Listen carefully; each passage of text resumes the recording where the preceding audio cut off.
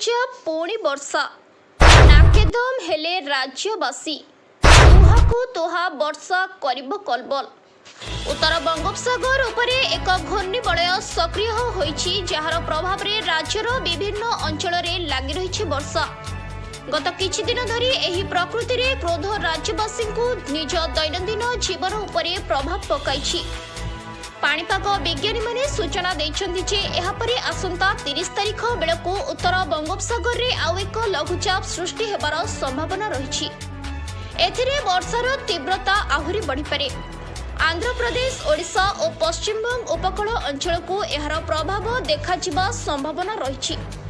एही परिस्थिति को दृष्टि रखी मत्स्यजीवी को समुद्र जीवा उपरे प्रतिबंध लागू करा जाय पारे।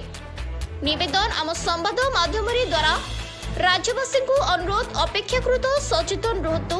पाणीपाग विभाग निर्देशनामा अनुसार चलंतु। जदि आपण मानकु आम वीडियो भल लगी थाए ताहले आम चैनल को लाइक, शेयर और सब्सक्राइब करने को भूलिबेनि।